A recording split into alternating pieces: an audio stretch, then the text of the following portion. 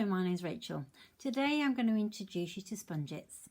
Spongets are great fun, whether you're going to use them on paper, clay, your walls, whatever you're going to use on, you can have great fun with them and they're easy to use. I'll show you how to apply the paint for the best results. There's a couple of pieces here that I've done before. We've got the hummingbird piece that I sell online. It's a collection. In this, I've just used spongets. I have used a brush on his tail, and I've used some little tapestry stamps here. You can do fun children-like pieces. This is a piece as well. We do paint your own pottery a little bit in the studio, and the kids and the adults love them. You can do pretty pieces with them as well, and with this one I've used rubber stamps as well as using the spongets. Or before you know it, it's going to be Halloween and you can do Halloween pieces, and that's really easy to use. Just blending a colour, putting colours on top, and you can get some lovely results. I'm going to work on this just because it's more convenient when you're doing a video, just in case I decide to snap it halfway through.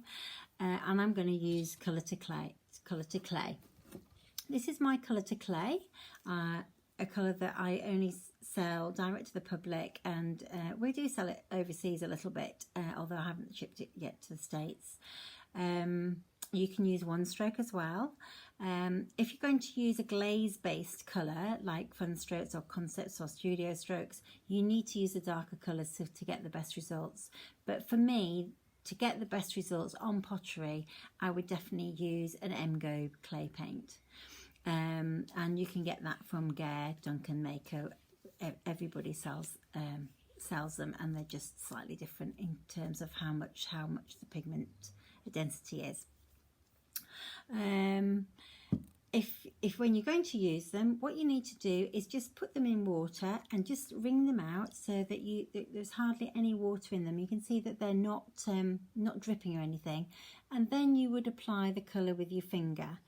If you're doing things like flowers, your best sort of, you could do a poppy going from orange to red, and make sure that it has sunk into the sponge.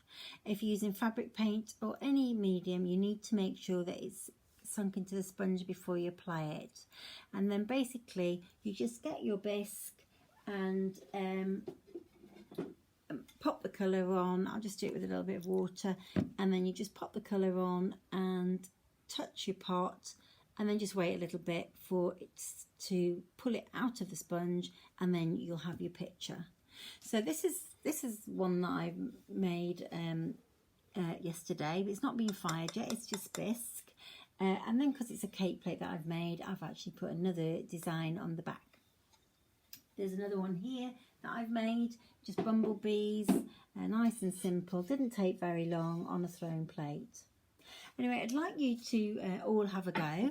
If you want to send for some, be it from Drew in America, or if you're at this end of the pond, if you want to send to me, and you haven't tried the colour to clay, I'm happily put you some samples in if you ask. Anyway, now to getting a little bit of bisque and getting my colours ready, and hopefully you can paint along with me.